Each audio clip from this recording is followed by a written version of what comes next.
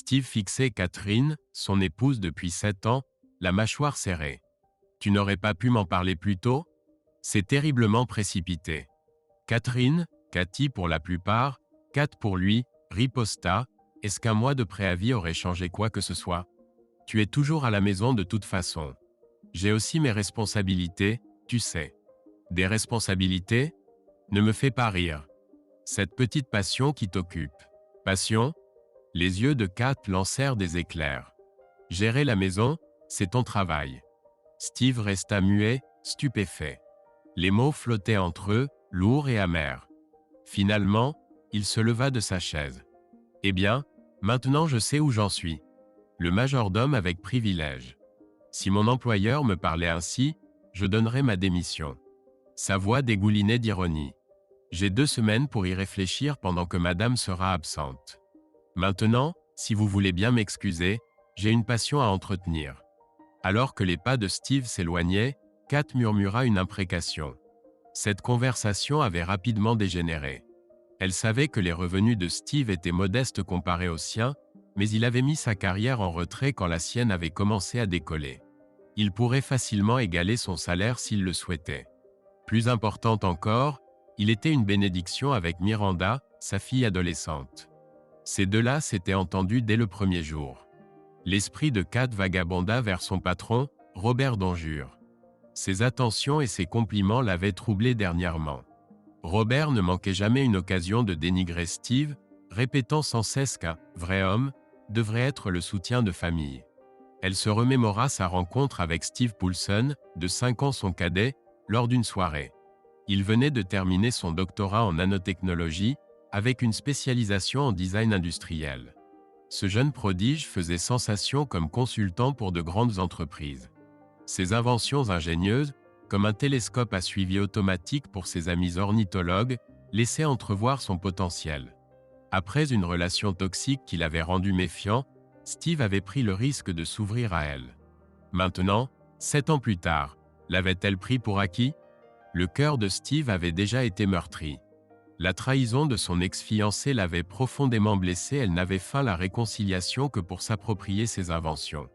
Cette femme était même allée jusqu'à engager un avocat spécialisé en divorce, malgré leur statut de célibataire, dans une vaine tentative de revendiquer son travail. Le destin, cependant, avait d'autres plans. Lors d'une soirée du club d'ornithologie, Steve s'était retrouvé en conversation avec Catherine. Les autres participants bavardaient de sujets aviaires, laissant les 2 outsiders à leur propre compagnie. Steve avait une silhouette élancée, sa forme athlétique sculptée par l'escalade et la course de fond. Ses mains calleuses et ses poignets robustes trahissaient sa passion pour l'escalade de bloc, son niveau approchant celui d'un professionnel. Une chevelure au burn indisciplinée couronnait sa tête, et des vêtements trop amples drapaient sa silhouette. Derrière ses lunettes, des yeux vert-brun pétillaient d'intelligence. Bien qu'excellent causeur sur de nombreux sujets, Steve se renfermait dès que la conversation devenait personnelle. Catherine, quant à elle, le considérait initialement comme une énième tentative de rencontre vouée à l'échec. Steve, percevant sa réticence, garda ses distances après les politesses d'usage. En fin de soirée, le transport prévu de Catherine s'évapora. L'hôte, connaissant la sobriété de Steve, sollicita son aide. Bientôt, Catherine se retrouva dans le confortable SUV de Steve, lui confiant son statut de mère célibataire. Sans crier gare, Steve lui proposa « J'ai prévu une sortie sans engagement, visite au zoo, balade au bord du lac. Si votre fille aime les animaux, vous êtes toutes les 2 les bienvenues. » Catherine s'alarma. Pourquoi inviter des inconnus au zoo ? La réponse de Steve fut désarmante de sincérité. Les enfants adorent les zoos, et j'apprécie leur compagnie. Je suppose que vous ne voudriez pas me laisser seule avec votre fille, alors je vous invite toutes les 2. Catherine réfléchit. Une pause dans la routine du week-end la tentait, et Miranda adorait les animaux. De plus, une trêve dans son travail exigeant d'investissement, dénicher des startups prometteuses pour des géants de l'industrie, semblait paradisiaque. La sortie fut un franc succès. Miranda et Steve s'entendirent immédiatement, âmes sœurs dès le début. Au départ, les visites de Steve se concentraient sur Miranda, mais Catherine se surprit à tomber peu à peu amoureuse de cette âme douce. 3 mois de flirt subtil ne suscitèrent aucune réaction de Steve. Exaspérée, Catherine faillit abandonner. Puis vint une autre journée au lac, où Steve aida patiemment Miranda à surmonter son aquaphobie. En partageant leur repas ce soir-là, Catherine réalisa que sa quête n'avait pas été vaine. Steve émergea de la chambre de Miranda, l'esprit encore rempli du conte fantastique qu'il venait de narrer. Derrière lui, la voix de Catherine le tira de sa rêverie. Il se retourna pour la découvrir là, vision enchanteresse dans la pénombre du couloir. « Ma chambre est de l'autre côté, conteur, susurra-t-elle, les yeux brillants de malice. J'aurais besoin moi aussi de quelques histoires. » Avant que Steve ne puisse réagir, les lèvres de Catherine trouvèrent les siennes, ravivant une flamme qu'il croyait éteinte depuis longtemps. Leurs vêtements glissèrent tandis qu'ils chancelaient vers la chambre, des années de désir contenu trouvant enfin leur libération. Dans l'euphorie qui suivit, Steve s'émerveilla de la façon dont la vie pouvait changer si radicalement. 9 mois plus tard, ils échangeaient leurs vœux devant leurs proches. Mais le paradis, semblait-il, fut éphémère. Steve, voûté sur son bureau, regardait l'horloge qui dépassait minuit. La voix de Catherine flottait depuis l'embrasure, le suppliant de venir se coucher. Il la congédia d'un geste, les yeux rivés sur son travail. Le matin n'apporta aucun répit. À travers la table du petit déjeuner, la tension crépitait comme de l'électricité statique. Toujours contrariée, hasarda Catherine, sa fourchette poussant distraitement la nourriture dans son assiette. La mâchoire de Steve se crispa. Contrarié est un euphémisme. À ton retour, nous devons avoir une discussion sérieuse sur l'avenir de ce mariage. Ton comportement envers Miranda et moi est déplorable, et cela ne fait qu'empirer. Les épaules de Catherine s'affaissèrent. J'ai été sous beaucoup de pression. Pouvons-nous en discuter sur le chemin de l'aéroport ? La digue céda.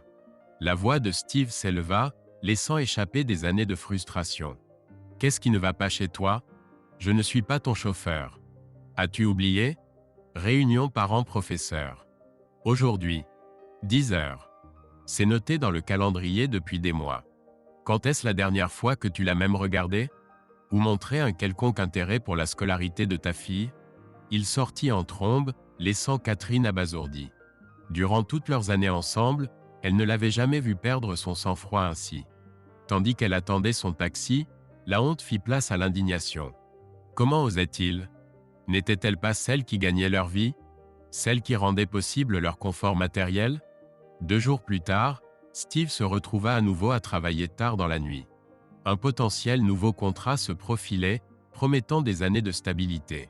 Il avait dîné avec Miranda, respectant leur rituel sacré, avant de retourner à son travail. S'étirant, il aperçut son reflet dans la fenêtre obscurcie. Un sourire désabusé traversa son visage.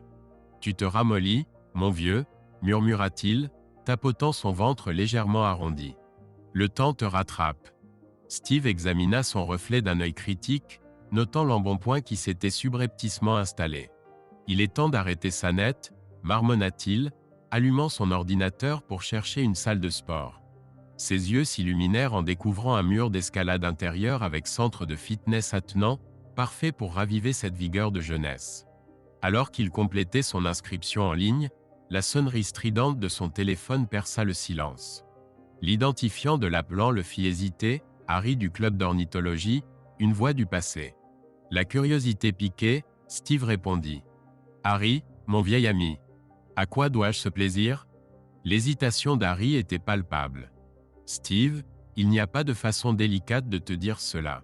Je suis au Bird Island Resort et… Eh bien, j'ai vu Catherine. » Un frisson glacial traversa Steve. « Continue, parvint-il à dire, se préparant au pire. » Les mots de Harry se déversèrent, dépeignant un tableau délicat des indiscrétions de Catherine avec plusieurs partenaires, insouciante des téléobjectifs braqués sur eux depuis le sanctuaire d'oiseaux voisins. « Mon Dieu » souffla Steve. « Tu en es certain ? J'ai des preuves photographiques » confirma Harry. « Des vidéos aussi, si nécessaire. Ces appareils sophistiqués ne ratent pas grand-chose. » La gratitude se mêlait au chagrin tandis que Steve encaissait le coup. « Envoie-moi tout, Harry. Je te revaudrai ça. » Les heures suivantes passèrent dans un brouillard de chagrin et de colère tandis que Steve examinait les images accablantes. À l'aube, Sa résolution était prise. Il entreprit d'ouvrir des comptes offshore et de jeter les bases de sa propre société d'ingénierie, ne se contentant plus d'être passager de sa propre vie. Pendant ce temps, l'escapade tropicale de Catherine avait tourné à l'amertume. Ce qui avait commencé comme une séance stratégique enivrante s'était transformé en une situation regrettable, la laissant désemparée. Elle aspirait à rentrer chez elle, ignorant le jugement qui l'attendait.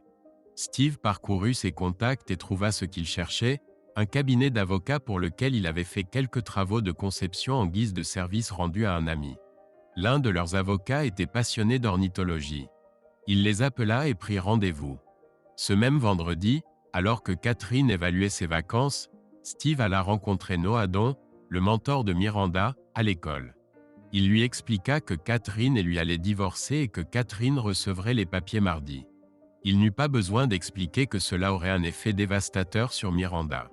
Il souligna également que si Miranda avait besoin de quoi que ce soit, il devrait être contacté et donna son nouveau numéro de téléphone. Le vendredi matin, Steve eut une conversation difficile avec ses beaux-parents. Robert, son beau-père, demanda « Es-tu sûr de ne pas pouvoir surmonter cela ?»« Non, monsieur. Je peux vous montrer des photos et vous en convaincre instantanément. Je ne veux pas le faire. S'il vous plaît, monsieur, j'ai mes raisons. J'amènerai Miranda ce soir pour que je puisse faire mes bagages et qu'elle puisse avoir un dernier week-end paisible avant longtemps. » Martha, sa belle-mère, pleura silencieusement, le serra dans ses bras et dit « S'il te plaît, ne deviens pas un étranger. Tiens-nous au courant. » Steve ne répondit pas, embrassa doucement Martha sur le front et partit. Le vendredi soir, Catherine dit à l'homme d'arrêter. Elle ne voulait plus continuer. Elle souffrait et désirait purifier son esprit de cette souillure avant de retrouver son mari. Elle devait surmonter plusieurs épreuves à la maison. Elle pensait avoir une tâche immense pour apaiser son mari et le convaincre de son amour. Son patron, Robert Juet, tenta de la persuader à nouveau, ne voyant pas où était le problème. Catherine lui promit que s'il essayait, il rentrerait chez lui privé de ce qui lui était le plus cher. Alors que Catherine somnolait durant son vol du dimanche soir au lundi matin, une petite voix commença à la tourmenter, devenant de plus en plus insistante. Soudain, elle se redressa. L'ampleur de ses actes des 14 derniers jours la frappa de plein fouet. L'aube se levait quand la culpabilité faillit la submerger. Sa seule consolation était que Steve ne découvrirait jamais rien, et elle décida de se racheter auprès de lui pour le reste de sa vie. Épuisée et affamée, Catherine était assise à l'arrière d'un taxi en direction de chez elle. Elle ne désirait qu'un bain, du sommeil et être prête à retrouver son mari quand son téléphone sonna. Numéro inconnu. Catherine Brandt à l'appareil. Ici Robert Dawn, secrétaire de direction. On vous attend au bureau à 11 h. Je suis encore en vacances. Je suis exténué. Si vous tenez à votre poste, vous seriez avisé de venir. Bonne journée. Catherine soupira profondément. Elle n'avait maintenant que le temps de se doucher et d'aller au bureau. À 11 h, elle entra dans la salle de conférence. Outre son patron, il y avait deux autres personnes revenues de vacances, une femme et un homme plus âgé qu'elle ne reconnaissait pas. Son patron semblait malade et tremblait chaque fois que l'homme plus âgé le regardait. Ce dernier commença sans préambule. « Vendredi dernier, j'ai reçu une visite avec des nouvelles extrêmement troublantes. En conséquence, mon fils a été relevé de ses fonctions dans cette entreprise. Maintenant, vous trois, expliquez-moi quel était le but de ces vacances sur Bird Island. » En entendant ces mots, il lui fallut tout son contrôle pour garder son sang-froid. Sa collègue féminine tenta d'expliquer. Nous développions une nouvelle stratégie d'acquisition. Monsieur Dawn renifla avec mépris. Pour une stratégie, 2 semaines entières, il devait y avoir quelque chose d'extraordinaire. Mais vous devez me prendre pour un imbécile. Pas moi. Cette personne m'a rappelé les protocoles et règles de cette entreprise. Ce sont les règles que vous avez signées et acceptées quand vous avez tous les trois signé votre nouveau contrat il y a 4 mois. Cet homme n'était pas stupide. Il est entré ici avec un avocat et a conservé cette entreprise, il n'y avait donc rien que je puisse faire à part régler l'affaire. Laissez-moi vous éclairer sur ce point. Mt. Dawn regarda les visages maintenant très pâles de Catherine et de ses 2 autres collègues. Il attendit que le message leur parvienne. Puis il poursuivit impitoyablement. Tout d'abord, Vos conjoints recevront aujourd'hui par courrier toutes les preuves de votre soirée intime. S'ils décident de divorcer, je devrai payer leur avocat. Et bon sang, il en a trouvé un des meilleurs. Deuxièmement, je ne suis pas autorisé à vous licencier, à l'exception de cet incapable qui se dit mon fils. Et je ne peux pas non plus vous laisser rompre le contrat et partir. Donc vous m'appartenez à vie. Désormais vos carrières sont arrêtées. Toute prime, s'il y en a, servira à couvrir les frais d'avocat. Il y a d'autres choses, mais elles ne vous concernent pas. Si vous avez des questions, posez-les à mon avocate qui est assise là. Il désigna la femme inconnue. S'il n'y a pas de questions, disparaissez de ma vue. Monsieur Don S.R. quitta la pièce. Catherine bondit de sa chaise et courut presque jusqu'à sa voiture. Elle devait être chez elle avant l'arrivée du courrier pour l'intercepter. Elle n'avait jamais été aussi rapide. Son trajet de retour frôlait à peine les limitations de vitesse en ville. Catherine ouvrit la porte et cria « Chérie ». Elle cria à nouveau, plus fort cette fois, « Steve ». Toujours pas de réponse. Elle prit une profonde inspiration et expira de soulagement. Dieu merci, il n'est pas encore rentré. Elle dit à voix haute et pensa « Maintenant je peux dormir un peu avant l'arrivée du courrier ». Elle s'allongea sur le canapé et, en raison d'une fatigue extrême, s'endormit. Elle fut réveillée par la sonnerie du téléphone. C'était sa mère. « Catherine, vas-tu chercher Miranda à l'école ou veux-tu que nous le fassions ?»« Maman, pourquoi demandes-tu ça ?»« Bien sûr, Steve. Il le fait toujours. »« Ma chérie, je ne pense pas que cela se reproduira. Nous allons prendre Miranda. Tu es déjà trop en retard. Laisse-la rester une nuit de plus. » Pendant ce temps, Steve avait une conversation difficile et émouvante avec Miranda. La tutrice de Miranda, mademoiselle Noadone, était également présente pour la soutenir. Il décida d'être honnête sur ce qui s'était passé sans trop de détails. Il commença sans préambule. « Miranda, je vais divorcer de ta mère. » Miranda avait les larmes aux yeux, mais elle n'avait pas l'air très surprise. Elle répondit « Parce qu'elle te traite mal depuis quelques mois. »« Non, tout est bien pire. Elle m'a trompé. J'étais prêt à discuter de l'attitude qu'elle montrait envers nous. Oui, elle te traitait mal aussi. Et tu es sa fille. Que va-t-il se passer maintenant ?» demanda Miranda, les yeux embués de larmes. « Avant tout, je veillerai toujours sur toi. Mademoiselle donne à mon nouveau numéro de téléphone. Je ne te le donnerai pas car je suis certain que Catherine essaiera de te faire pression pour l'obtenir. Garde à l'esprit que j'écouterai les messages vocaux sur mon ancien numéro chaque soir, mais je ne répondrai jamais aux appels. Que va-t-il se passer ensuite? Je ne sais pas. Catherine recevra les documents demain matin au travail. J'ignore comment elle réagira, mais il est possible qu'elle tente de nous empêcher de nous voir uniquement pour me contrarier. Ce week-end, j'ai quitté la maison. Je vis à proximité et j'ai déjà une importante commande. Donc financièrement, je m'en sortirai bien, tout comme ta mère. Je m'en suis également assuré. » Miranda était inconsolable et ils restèrent longtemps assis ensemble. Steve finit par partir, ne remarquant pas les regards que lui lançait Noadone. Elle dit à Miranda, « C'est une personne extraordinaire. Il prendra soin de toi, que ta mère le veuille ou non. » Pensant, « Quel dommage que ce soit un homme et non une femme, mais je vais mettre mon frère en pièces, ce salaud, ignorant que son père l'avait déjà fait, bien que pour des raisons différentes. » Steve se rendit dans sa nouvelle demeure. C'était une maison avec un atelier attenant. Elle était trop grande pour lui seul, mais cela faisait partie de l'arrangement que Steve avait conclu avec Robert Dawn. La maison et le terrain étaient excédentaires suite à l'acquisition de l'entreprise Dawn. Cela leur avait coûté peu. Un règlement financier aurait été très onéreux, et la maison correspondait exactement au goût de Steve. Cette maison et le contrat écrit stipulant que sa nouvelle entreprise ne serait jamais rachetée. La demeure plutôt isolée nécessitait quelques rénovations et améliorations. L'intérieur était très simple, mais convenait pour le moment. La maison comportait 5 pièces, dont 3 chambres. Une chambre disposait d'une salle de bain. Au rez-de-chaussée se trouvait un salon et une pièce plus petite qu'il pourrait utiliser comme salle de sport, une grande cuisine et une salle de bain avec douche. À l'étage, il y avait 3 chambres. La maison était orientée est-ouest avec une véranda, un petit balcon côté est et un grand côté ouest. Le grand atelier contenait un espace de vie autonome avec une pièce, une petite cuisine et une salle de bain. Tout cela était situé sur un grand terrain boisé. Catherine était assise dans le salon, regardant son téléphone avec incrédulité. Elle était complètement déconcertée par la rapidité avec laquelle Steve avait réagi. Elle ne réalisait toujours pas que c'était Steve, avec l'aide d'un ami, qui l'avait surprise dans sa liaison. Elle appuya sur la touche de numérotation rapide pour le numéro de Steve. L'appel fut directement dirigé vers la messagerie vocale. Agacée, elle s'écria presque « Steve, je t'en prie, rappelle-moi. Il faut qu'on parle. Je sais que je t'ai traité de façon ignoble. Tu dois me donner une chance de me racheter. Rappelle-moi. » Steve ne regarda pas son téléphone ce soir-là. Il alla se coucher. Catherine aussi se mit au lit, mais pas avant d'avoir rempli la messagerie vocale de Steve de supplications pour qu'il la rappelle. Tous deux eurent du mal à trouver le sommeil.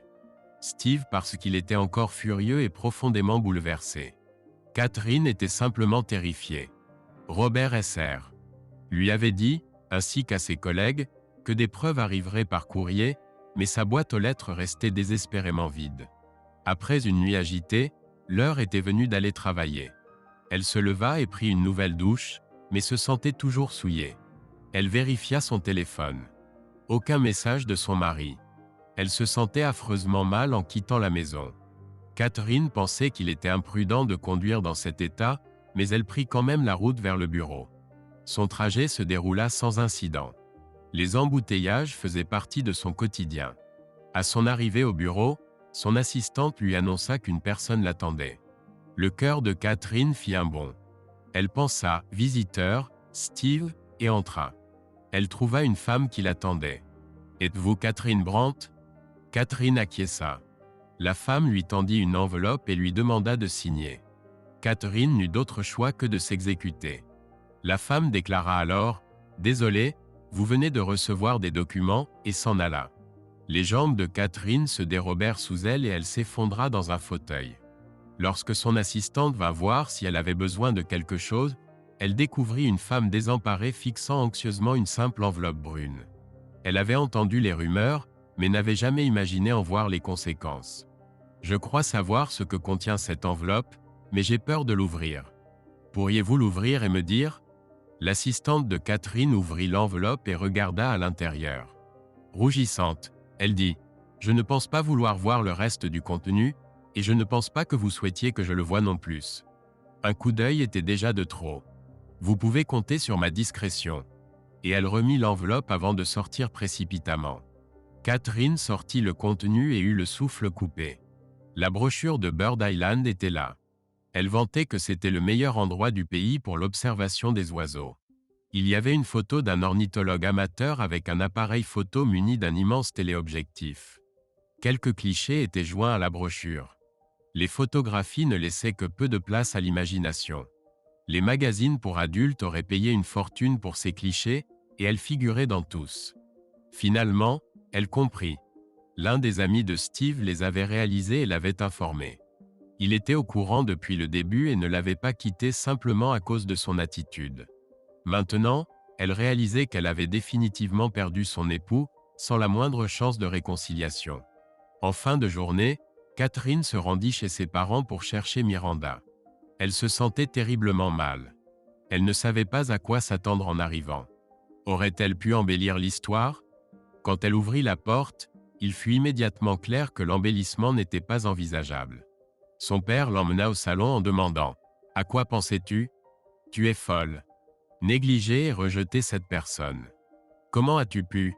Et Miranda? Qui prendra soin d'elle? » Dans le salon, Miranda regarda Catherine avec fureur dans les yeux et s'écria « Eh bien, merci, mère. Des années de négligence, des mois de paroles blessantes et d'abus verbal, et maintenant ça. Tu dois vraiment nous détester. » Catherine ne savait que dire. Mais Miranda n'avait pas terminé. « Tu vas divorcer, et tu peux être certaine que je demanderai au juge de vivre avec Steve. Après tout, c'est lui qui m'a élevée et s'est occupé de moi ces 5 dernières années pendant que tu étais une mère absente. » La mère de Catherine vint à son secours. « Miranda, arrête. C'est déjà assez difficile pour ta mère. Tu n'as pas besoin d'en rajouter. Nous ferions mieux de commencer à planifier comment gérer cette situation car Steve n'est plus là pour s'occuper de toi maintenant. 1 an et demi après Bird Island, les sons mystérieux des causes de Pink Floyd résonnaient dans le lieu de travail de Steve. Metal était l'un de ses albums préférés. Steve se concentrait sur la conception d'un robot pour nettoyer les aquariums. Mais pas seulement le fond et les parois en verre, le robot devait pouvoir nettoyer tout ce qui était inorganique dans le bassin. Steve se redressa et fit quelques exercices pour s'éclaircir l'esprit. Il les avait appris lors de ses séances chez un psychologue. La trahison et le divorce qui s'ensuivit l'avaient durement affecté. Quand le tribunal refusa à Steve le contact avec Miranda et qu'il fut incapable de prendre soin d'elle comme promis, son esprit s'enferma dans un donjon et jeta la clé. Il fallut des mois et l'aide d'un bon ami pour revenir à la normale. Le divorce en lui-même n'était pas un problème. Catherine ne résista pas et proposa elle-même de payer une pension alimentaire pendant 5 ans car la carrière de Steve avait été mise de côté au profit de la sienne. Steve essaya de refuser, mais Catherine n'en démordait pas. Elle s'en voulait et acceptait les conséquences, lui confiant cela en larmes lors de leur dernière conversation. Steve accepta l'argent à contre-cœur et le plaça dans un fonds de fiducie pour Miranda. Il n'en avait pas besoin. Alors que Steve tentait de faire le vide dans son esprit pour trouver l'inspiration créatrice, son téléphone sonna. Poulsen écoute. Il entendit une voix hésitante mais familière à l'autre bout. « Steve, ne raccroche pas s'il te plaît. »« Martha » s'exclama-t-il surpris. « Bien sûr que non. Comment vas-tu? Comment as-tu eu ce numéro ?» Par l'ancienne mentor de Miranda. « Tu lui avais dit que si Miranda avait besoin d'aide, tu serais disponible. Elle a été promue et est maintenant directrice adjointe. » Martha fit une pause avant de poursuivre. « Elle a vraiment besoin de ton aide, même si elle ne l'admettra pas. Je serai là. Dis-moi juste quoi faire.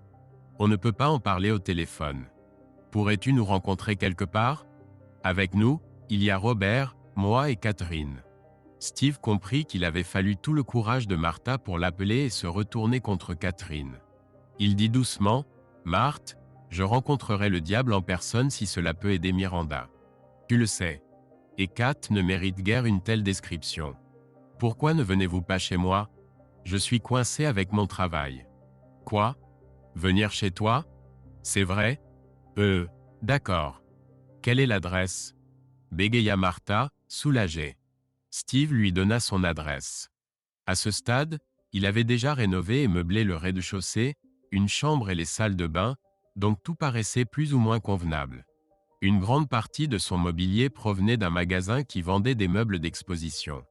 La seule chose pour laquelle il n'avait pas lésiné était un centre multimédia haut de gamme et son propre lit. Il avait rénové lui-même les salles de bain.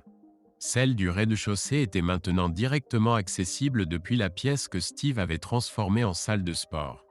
La salle de bain à l'étage avait été entièrement refaite. Steve y avait ajouté une grande douche à l'italienne en lieu et place d'une baignoire à remous désuète et installé une baignoire. Il préférait toujours la douche au bain. Ce n'était que lorsqu'il était extrêmement fatigué ou stressé qu'il aimait prendre un bain. 45 minutes plus tard, la sonnette retentit. Steve ouvrit la porte et vit 3 personnes très nerveuses. « Entrez, je ne mords pas. » Et il les conduisit dans le salon.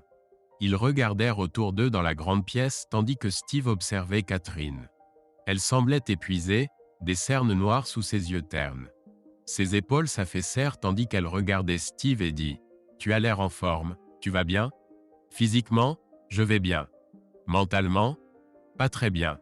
J'ai besoin d'un consultant pour m'aider à avancer. » Catherine versa des larmes et murmura presque pour elle-même « Et tout est de ma faute. » Steve décida d'ignorer sa remarque et demanda s'ils souhaitaient boire quelque chose avant de commencer. Ils refusèrent. « Alors dites-moi quel est le problème. » Catherine essaya de répondre, mais se mit plutôt à sangloter. Ses parents n'avaient pas meilleure mine. La seule chose que Steve put faire fut de s'accroupir devant Catherine, de la serrer dans ses bras et de la bercer doucement. « Je suis là. Est-ce si grave? Pourquoi n'êtes-vous pas venu plus tôt? » Catherine gémit. « J'avais peur que tu me détestes trop. » Steve répondit, surpris. « Te détester? Je ne te déteste pas.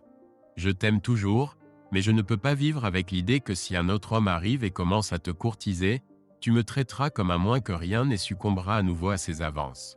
Cela provoqua une nouvelle crise de larmes. Steve se tourna vers ses anciens beaux-parents. « Dites-moi, que se passe-t-il? Vous avez dit que cela concernait Miranda. » Miranda est devenue totalement incontrôlable. Elle blâme sa mère pour tout. Elle réussit si mal à l'école qu'elle ne sera probablement pas admise l'année prochaine et maintenant elle a disparu. Quel rapport avec moi? Je ne suis toujours pas son père. Martha répondit, « Nous pouvons faire de toi le tuteur officiel de Miranda. Nous avons déjà fait préparer les documents par un avocat. Tu n'as qu'à les signer et nous pourrons aller voir le juge pour les officialiser. Vous sembliez plutôt confiant que j'accepterais. Non, non, non, absolument pas. Mais si tu acceptes, nous voulions organiser cela le plus rapidement possible. C'est vraiment très urgent. » Sans hésitation, Steve accepta et promit de contacter Miranda dès qu'il pourrait la retrouver. Miranda était assise sur un canapé défraîchi, une cigarette à la main et un briquet dans l'autre. Un homme était assis dans un fauteuil face au canapé et la regardait intensément. Soudain, la porte s'ouvrit et deux hommes entrèrent. Un homme mince accompagné d'un autre. Le second homme, l'ami de Steve, était instructeur de Krav Maga. Steve regarda autour de lui puis Miranda. Il dit doucement, « C'est décevant. Je pensais t'avoir mieux éduqué. Comment vas-tu, ma grande ?» Miranda leva les yeux.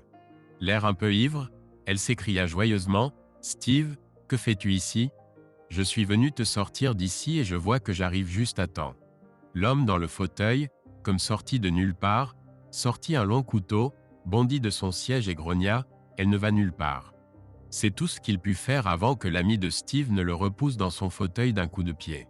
Il abandonna et resta assis immobile, regardant d'un air las son ami Steve.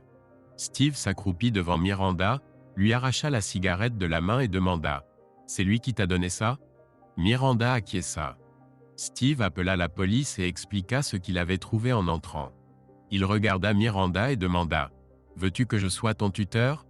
Miranda parut surprise. « Tu reviendras? » « Non, ta mère et moi c'est terminé, mais elle est folle d'inquiétude pour toi. Je serai de nouveau présent dans ta vie et tu pourras rester chez moi quand nécessaire. En tant que tuteur, je suis partiellement responsable de toi et je suis autorisé à t'accompagner. » La police arriva et arrêta l'homme protestataire. L'un d'eux dit à Steve, « Nous aurons besoin de votre témoignage demain, monsieur. » Steve acquiesça qu'il avait compris, se tourna vers la jeune fille et demanda, « Il ne t'a pas touché, n'est-ce pas? » « Non, » répondit Miranda. « Bien, » dit Steve, soulagé. « Miranda, as-tu besoin de temps pour réfléchir? » « Non, bien sûr que je veux que tu sois mon tuteur. Je peux t'appeler papa parfois? » D'où vient cette idée? Steve réfléchit un moment et dit, « Oui, tu peux, mais seulement quand nous sommes seuls ou quand tu trouves que je suis trop strict. On y va? » Une heure plus tard, Steve ouvrit la porte d'entrée et fit entrer Miranda dans sa maison. Elle regarda autour d'elle avec émerveillement. « C'est immense !» s'exclama-t-elle. Steve répondit, « Va explorer. Je vais appeler ta mère pour lui dire que je t'ai trouvé. Seul mon bureau est inaccessible. » Compris? Miranda parut surprise et demanda doucement, « Que vas-tu lui dire? »« Que je t'ai trouvé. Rien de plus. Mais s'il y a une prochaine fois, je devrais tout dire à ta mère. Demain, nous parlerons sérieusement des attentes. Maintenant, explore et trouve-toi une chambre que nous pourrons transformer en ta chambre. » La conversation téléphonique avec Catherine fut brève. Elle pleura de soulagement et ne put dire que quelques mots de remerciement. Après la fin de la conversation, Steve partit à la recherche de sa pupille. Il la trouva. Elle dormait sur son lit avec un léger sourire aux lèvres. Steve la couvrit d'une couverture et descendit à la cuisine. À son réveil, elle aura besoin de boire beaucoup et de manger normalement. Miranda se réveilla avec la bouche sèche et un mal de tête lancinant. Elle paniqua en ne reconnaissant pas son environnement et ne bougea pas jusqu'à ce que Steve passe la tête par la porte pour vérifier comment elle allait. « Bonjour, Sonia. Peux-tu descendre? Le détective et l'infirmière veulent te voir car ils ont besoin de prélèvements sanguins. Tu peux gérer ça? » Miranda gloussa en essayant de s'asseoir. Elle était étourdie et se sentait terrible. Steve l'aida à descendre. Le détective les rencontra et expliqua. « Avez-vous consommé de l'alcool? » Miranda croassa. « Non, juste un verre de thé glacé. » Un verre, pas une canette qu'il fallait ouvrir. Dites-moi, qu'est-ce que tout cela signifie? Et après l'avoir bu, avez-vous ressenti quelque chose? Oui, je me suis senti étrange et très détendu. Ils ont altéré votre boisson, mademoiselle. Nous avons besoin d'échantillons sanguins. Il est connu que l'homme avec qui vous étiez contraignait de jeunes filles à la traite des personnes. Votre beau-père est arrivé juste à temps. Je suppose que vous avez mal à la tête en ce moment. Miranda acquiesça. L'infirmière préleva les échantillons et elle et le détective partirent après le témoignage de Miranda. Le lendemain, Steve accompagna sa pupille à l'école. Il souhaitait s'entretenir avec sa tutrice. Miranda n'appréciait guère cette idée. Après le divorce, elle avait réussi à manipuler sa mère pour qu'elle accepte presque tout. Elle savait pertinemment qu'elle ne devait même pas essayer cela avec Steve. Dans la voiture, elle lui dit « J'ai une nouvelle tutrice. Tu sais, je ne l'aime pas beaucoup. Ta mère m'en a parlé. Il me semble approprié de me présenter, même si ce n'est pas encore officiel que je devienne ton tuteur légal. Quand ta mère et moi avons divorcé, le tribunal m'a interdit d'intervenir. Le reste du trajet se déroula en silence. Miranda conduisit Steve jusqu'au bureau de sa tutrice et frappa. « Entrez !» La voix était étouffée derrière la porte. Steve ouvrit la porte et observa la femme au bureau. Rachel Garland le regarda droit dans les yeux. À 35 ans, c'était une femme élancée aux cheveux auburn coupés courts, aux yeux vert foncé et aux taches de rousseur sur son visage ovale. Sa peau était d'une pâleur diaphane, comme c'est souvent le cas chez les personnes rousses. Elle avait une petite poitrine proportionnée à sa silhouette et une taille fine. Elle se tenait droite dans son fauteuil à haut dossier. Elle examina Steve et dit enfin « Miranda, encore une fois tu as manqué les cours malgré mes avertissements. Qu'as-tu à dire? Et qui est cet homme ?» Steve s'avança, tendit la main et dit « Permettez-moi de me présenter. Je suis Steve Poulson. Je deviendrai bientôt le tuteur légal de Miranda. C'est pourquoi je suis venu me présenter. » Rachel Garland était issue d'une famille très fortunée.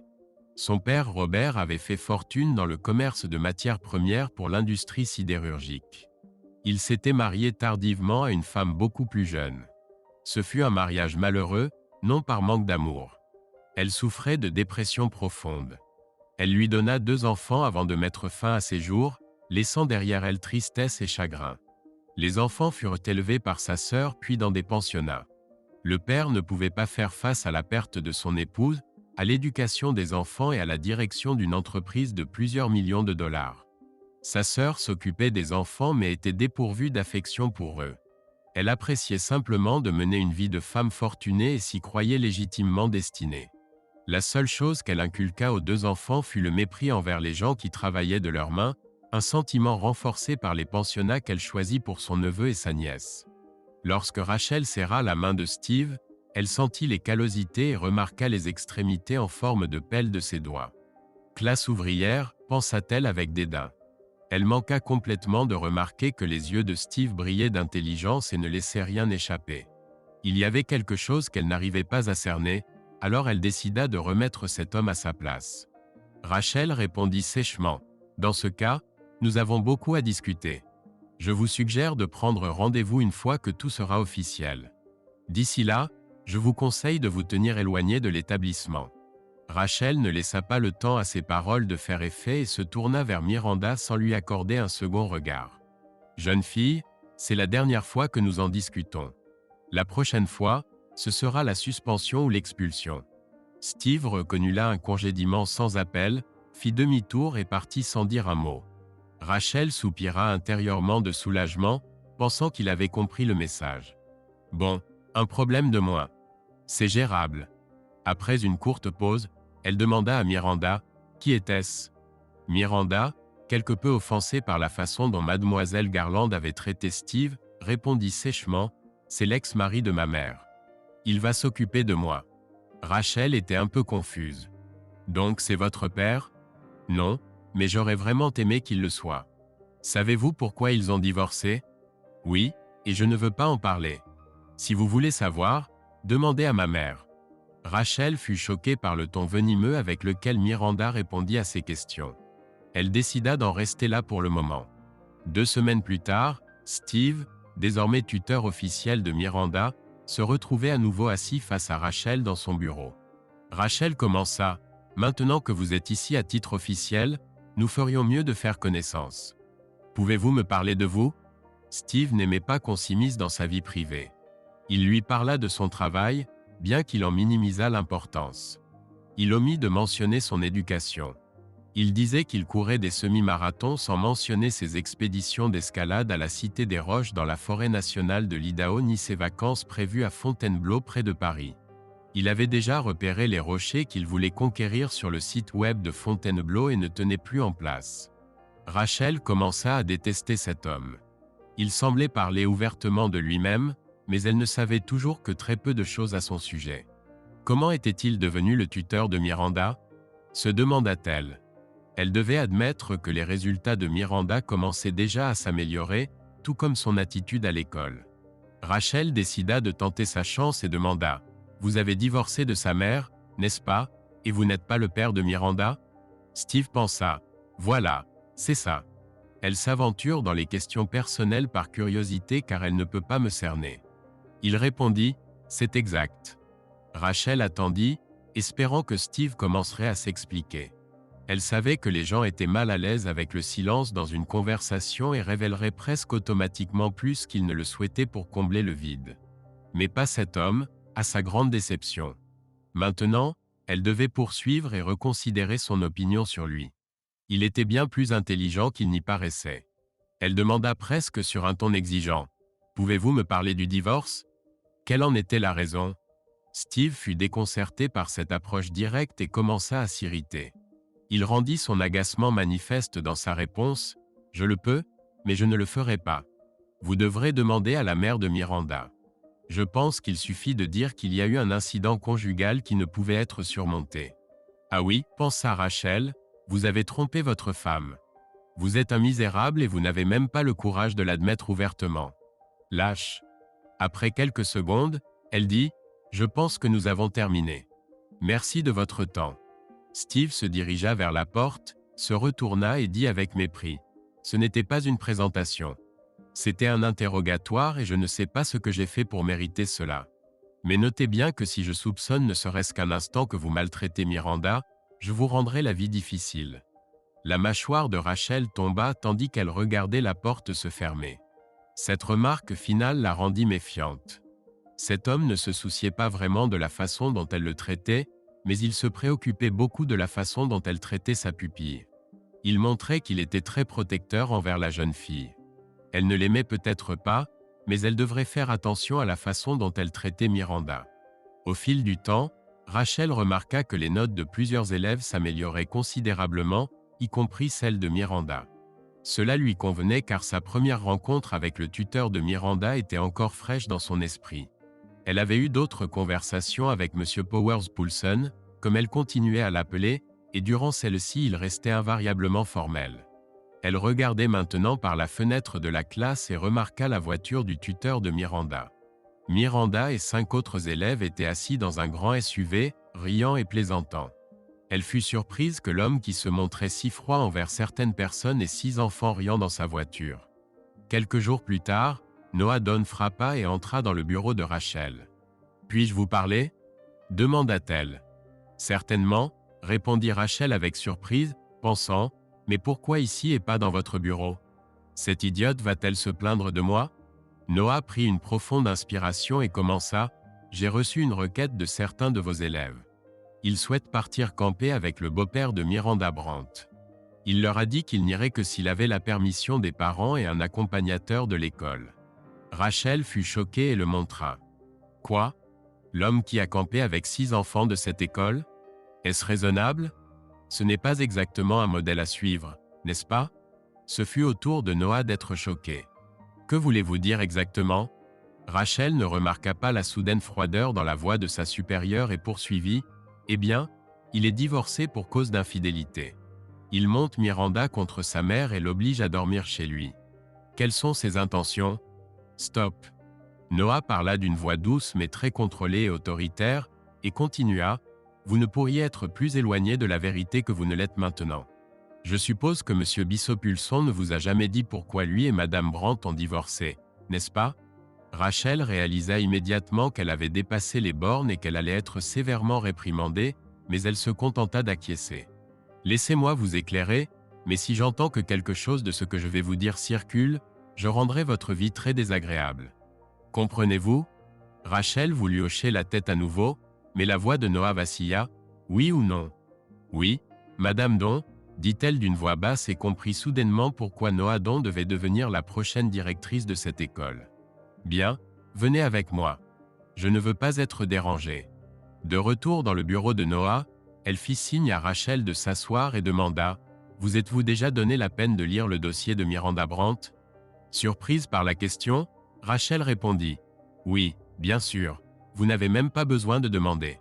Alors avez-vous remarqué que jusqu'à ces 2 dernières années, toutes les activités scolaires de Miranda se déroulaient en compagnie de M. Poulson et non de sa mère ? Ah non, je ne l'avais pas remarqué. Je m'en doutais. M. Poulson était celui qui a élevé cet enfant, qui était son soutien et son pilier. Après le divorce et la décision obstinée du juge contre Steve, M. Poulson comme tuteur de la jeune fille, son monde s'est effondré. Mais il a trompé sa femme, est-ce logique ? Pour l'amour du ciel, qui diable vous a fait croire que M. Poulson avait été infidèle ? Quand je lui ai demandé la raison de leur divorce, il a simplement évoqué un incident conjugal sans plus de détails. Alors j'ai supposé, bégaya Rachel. Vous aviez tort, et ce ne sont pas vos affaires. Je sais de première main pourquoi M. Poulson a divorcé de Mme Brandt et cela devrait suffire, dit Noah d'une voix glaciale. Ne sous-estimez pas M. Poulson. C'est un homme très intelligent et un excellent mentor, comme en témoignent les résultats des enfants de votre classe qu'il enseigne. Rachel était quelque peu épuisée par toutes ces informations à assimiler. Il enseigne à ses enfants ? Je les ai vus monter dans sa voiture et ils semblaient s'amuser plutôt que se rendre à leurs devoirs. Oui, il les aide en mathématiques et en physique et comme vous pouvez le constater, il obtient des résultats. Ils partent également en excursion. Il nous faut maintenant un accompagnateur. Il serait dans l'intérêt de tous que vous soyez cette personne. Rachel n'appréciait pas du tout cette idée, mais elle savait qu'elle n'avait pas le choix si elle voulait encore faire carrière dans cette école. Elle tenta faiblement de s'en sortir. Baissant les yeux vers ses chaussures et rougissant légèrement, elle admit « Premièrement, je ne connais pratiquement rien au camping. Deuxièmement, il ne veut probablement pas de moi. Je suis presque certaine que cet homme me déteste déjà. » Les joues de Rachel s'empourprèrent davantage tandis qu'elle murmurait presque « J'ai à peine été poli avec lui et il a dû insister pour avoir des informations sur Miranda, et vous venez de me dire qu'il est son modèle. Vous connaissez mes préférences sentimentales. Si c'était une femme, la chasse aurait été ouverte depuis longtemps. Je vous suggère d'aller chez lui. Je sais qu'il prépare une excursion et vous, en tant que représentante de l'école, voudrez y participer. Voici l'adresse. » Stupéfaite, Rachel regarda l'adresse et fut surprise de constater qu'elle habitait à proximité. L'adresse se trouvait au bout d'un chemin de terre où commençait un sentier pour vélo tout-terrain.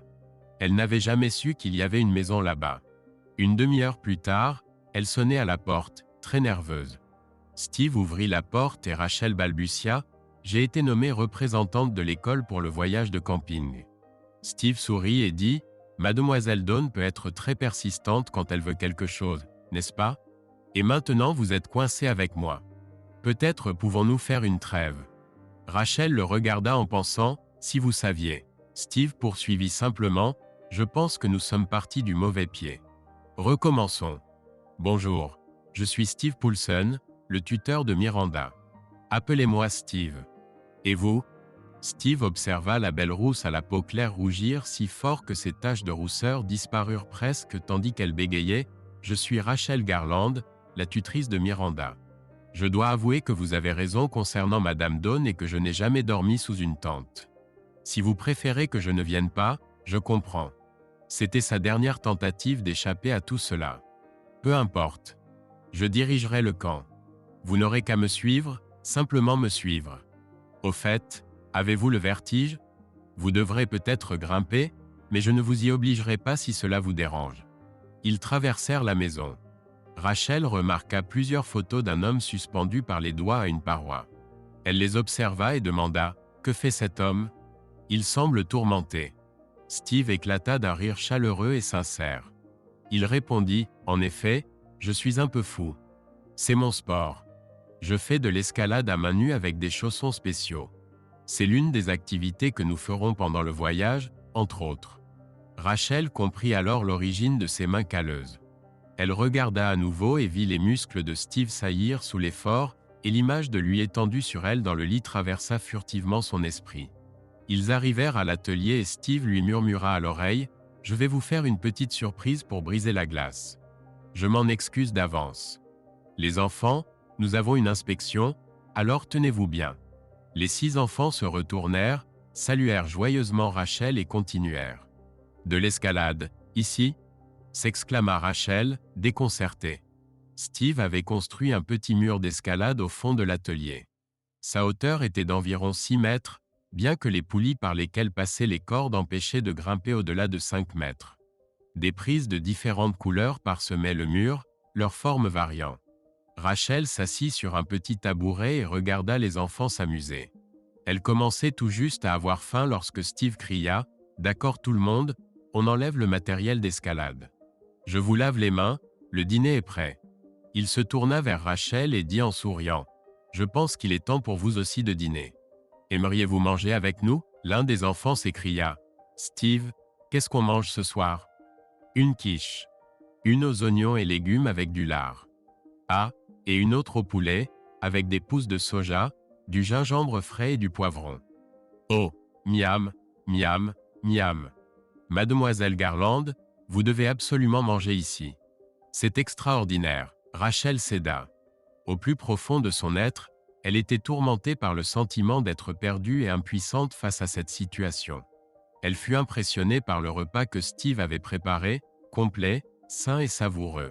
Steve posa des questions aux enfants. « Nous avons des tentes pouvant accueillir 3 personnes avec quelques bagages. »« Combien de tentes nous faut-il ?»« 3, fut la réponse immédiate de l'une des filles.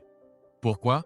demanda Steve. « Une pour les 3 filles, une pour les garçons, et une pour vous et mademoiselle Garland. » La jeune fille se figea légèrement, rougit et dit « Pardon, 4, vous et mademoiselle Garland ne dormez pas dans la même tente. » Bien, quand on travaille avec des gens, il faut toujours tenir compte des normes sociales. 4 plus innovant. Rachel intervint. « Excusez-moi, mais qu'est-ce qu'une tente ?» L'un des garçons ricana et Steve l'arrêta immédiatement. « Je me suis moqué quand tu as mis ton baudrier d'escalade à l'envers.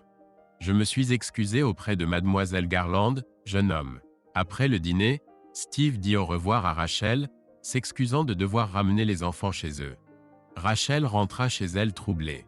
Cet homme avait indéniablement une bonne influence sur les enfants. Il parlait de discipline pendant la randonnée et particulièrement pendant l'escalade. Il avait clairement établi qu'il était le leader et responsable de tous, y compris Rachel. Elle n'aimait toujours pas Steve, mais elle se sentait de plus en plus attirée physiquement par lui. Lorsqu'elle l'avait vu montrer aux enfants comment grimper la voie, il portait un débardeur et un short d'escalade.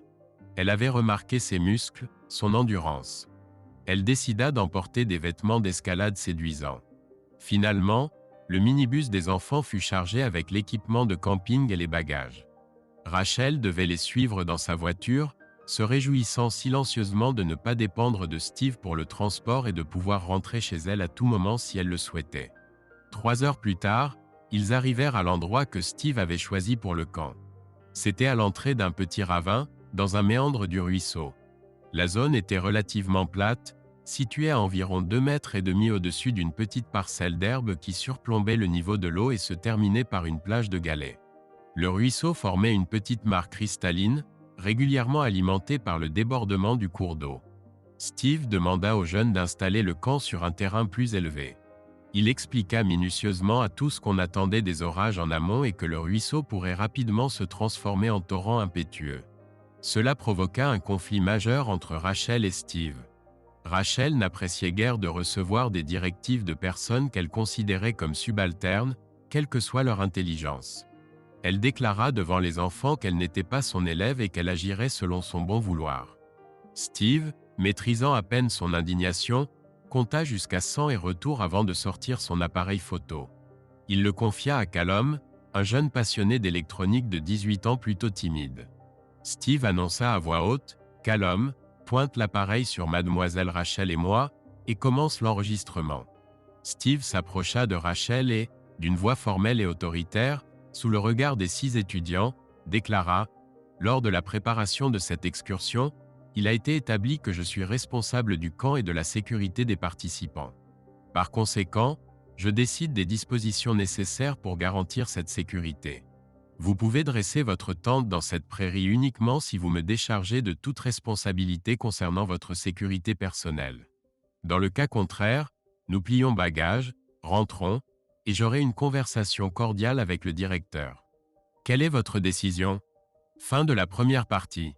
Si vous appréciez cette histoire, soutenez-nous avec le bouton « J'aime » et partagez vos impressions dans les commentaires. N'oubliez pas de cliquer sur la cloche sous cette vidéo pour ne pas manquer la deuxième partie. Merci.